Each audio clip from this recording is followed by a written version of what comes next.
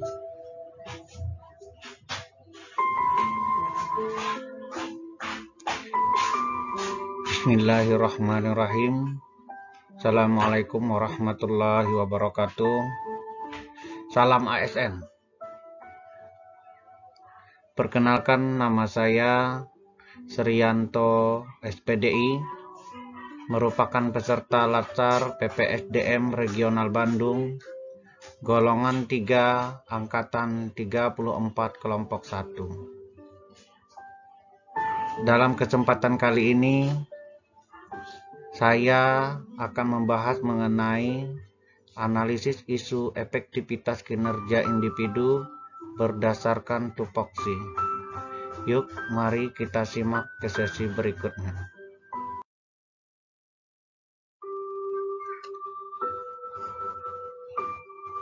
Nah, marilah kita mulai untuk membahas mengenai analisis isu. Nah, isu yang ditemukan di SDN 013 penjuru Kecamatan Keteman Kabupaten Indragiri Hilir diantaranya ada beberapa poin. Yang pertama, rendahnya budaya literasi siswa di sekolah. Kemudian, kurangnya kesadaran siswa dalam menjaga kebersihan sekolah.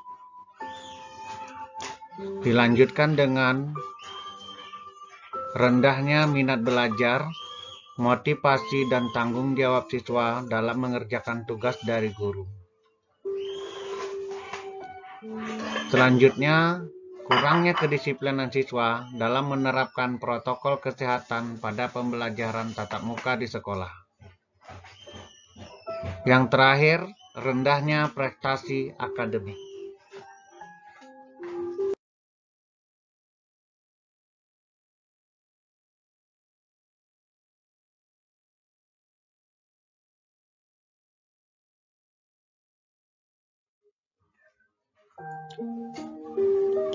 Setelah kita melihat isu-isu yang ditemukan di SDN 013 penjuru Kecamatan Keteman, langkah selanjutnya kita gunakan dengan istilah APKL. Di sini kita pilih berdasarkan isu-isu yang kita temukan tadi. Yang pertama, rendahnya budaya literasi siswa di sekolah. Jumlahnya setelah menggunakan dengan APKL berjumlah 16. Kemudian yang kedua, berdasarkan isu yang kedua, kurangnya kedisiplinan siswa dalam menjaga kebersihan sekolah.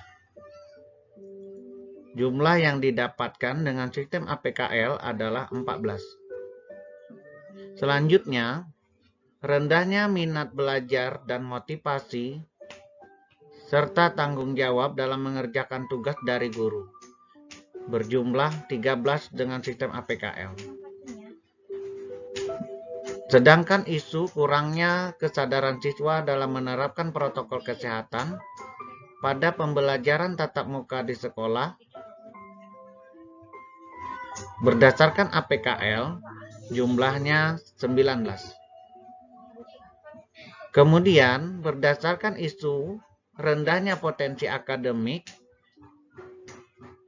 jumlah yang didapatkan dengan sistem APKL adalah 15. Nah, dari jumlah-jumlah tersebut yang sudah kita tetapkan dengan sistem APKL, maka untuk menduduki peringkat pertama adalah isu kurangnya kesadaran siswa dalam menerapkan protokol kesehatan pada pembelajaran tatap muka di sekolah.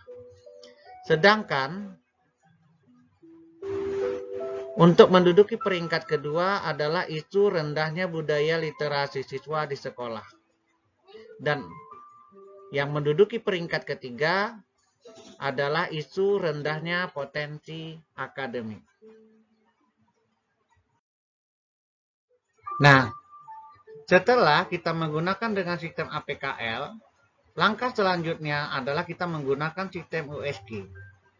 Sistem USG ini yang kita ambil adalah isu yang mendapat peringkat dari 1, 2, dan 3. Nah, setelah kita melihat dari hasil USG, peringkat pertama itu diduduki oleh isu kurangnya kesadaran siswa dalam menerapkan protokol kesehatan pada pembelajaran tatap muka di sekolah. Peringkat kedua, rendahnya budaya literasi siswa di sekolah. Peringkat ketiga, rendahnya potensi akademik.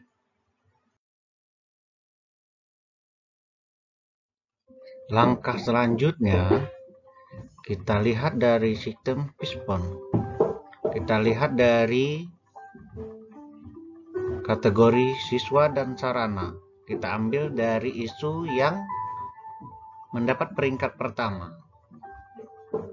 Nah,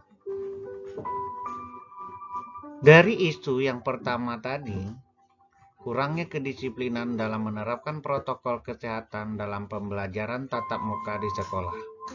Kita lihat dari kategori siswa, yaitu rendahnya kesadaran memakai masker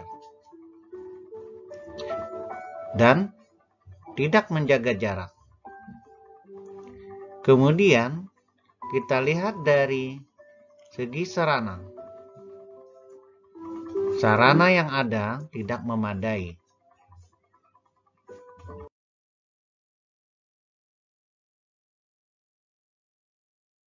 Nah, langkah selanjutnya kita analisis. Analisis dengan istilah SWOT atau SWOT.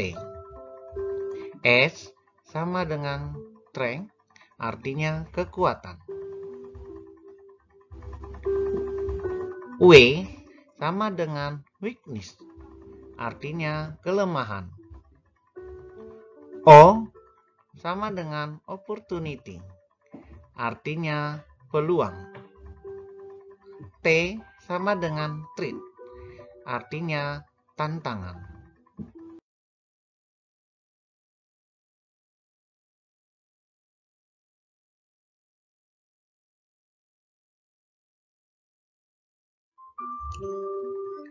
Nah, selanjutnya kita lihat dari faktor internal. Kita lihat dari kekuatannya, yaitu kesadaran tiap individu itu masih rendah. Krisis kepercayaan terhadap wabah COVID-19. Kalau kita lihat dari kelemahannya, rendahnya kesadaran memakai masker, tidak jaga jarak.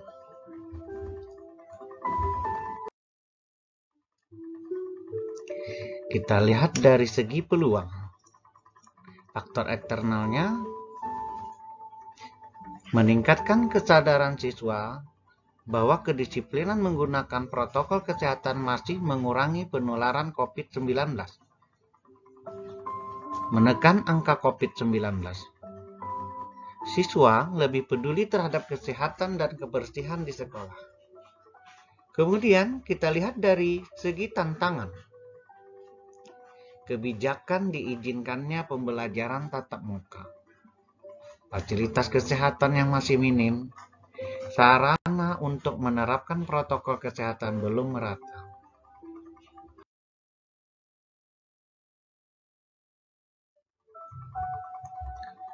Alternatif strategi yang bisa kita gunakan adalah, kita lihat dahulu dari alternatif strategi atau SO, yaitu 1. Memperkuat koordinasi antara pihak sekolah dengan pihak orang tua atau wali siswa dalam hal penerapan protokol kesehatan. 2. Adanya kader COVID-19 di setiap kelas sebagai perwujudan sebagai kegiatan siswa, sehingga siswa di sekolah dapat lebih mudah mendapatkan informasi. 3. Memperkuat jaringan informasi siswa dan pihak sekolah. Hal ini berguna apabila ada beberapa siswa yang terkonfirmasi positif COVID-19. Kita lihat lagi dari strategi WO, Weakness Opportunity, atau strategi kelemahan peluang, adalah meminimalkan kelemahan yang ada untuk memanfaatkan peluang eksternal.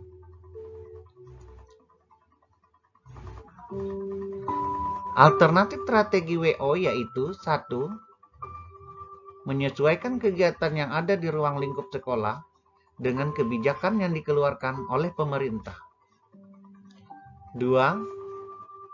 Sinergitas antar beberapa elemen yang ada di sekolah harus ditingkatkan demi tercapainya tujuan dan juga sebagai upaya percepatan penanganan COVID-19. 3. Mengajak siswa untuk siaga aktif dan membuat kegiatan yang bermanfaat. Strategi ST, Strength, Threat, atau strategi kekuatan ancaman adalah strategi untuk mengoptimalkan kekuatan internal yang dimiliki dalam mengantisipasi ancaman. Alternatif strategi yaitu 1. Memperkuat koordinasi antara pemerintah dengan pihak sekolah dalam hal penanganan COVID-19 serta mempertegas penerapan protokol kesehatan di sekolah. 2. Memperhatikan lebih mendalam bagaimana kebutuhan siswa di sekolah saat ini di kala masa pandemi. 3. Penguatan pemahaman mengenal COVID-19 dan protokol kesehatan. Strategi WT atau Weakness Threat. Strategi kelemahan ancaman adalah strategi memindahkan kelemahan internal dan menghindari ancaman internal.